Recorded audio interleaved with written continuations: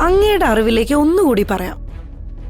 തന്റെ കണ്ണിൽപ്പെടാതെ നടക്കുന്ന ശിവദാസനെയും ഭാര്യയും മകളെയും ഇടയ്ക്കൊക്കെ എന്നോടും അന്വേഷിക്കാറുണ്ട്. ദേ, എന്റെ ഒരു വിരൽ ചൂണ്ടിനപ്പുറം ഒരു ജീവിതമില്ല ഈ പറഞ്ഞവർക്കാർക്കും. അത് ഞാൻ ചെയ്യാത്തതാ മേൽ പറഞ്ഞവരോട് ഞാൻ കാണിക്കുന്ന ഔദാര്യം.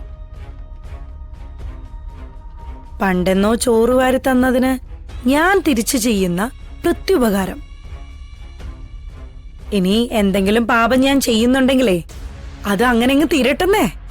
കൊള്ളാം, മാഡം പറഞ്ഞതൊക്കെ ഞാൻ കേട്ടു, മനസ്സിലാക്കുകയും ചെയ്തു. ഇനി ചിലത് ഞാൻ അങ്ങോട്ട് പറയാം. എല്ലാം പറഞ്ഞ് ഞാൻ ഈ മുറി വിടുമ്പോ മാഡത്തിന്റെ മുഖത്ത് ഈ പുച്ഛഭാവം ആയിരിക്കില്ല, ഭയമായിരിക്കും. ഇന്ന് തന്നെ ഡൗൺലോഡ് ചെയ്യൂ. കാണൂ നിങ്ങളുടെ ഫേവറേറ്റ് ഷോസ്.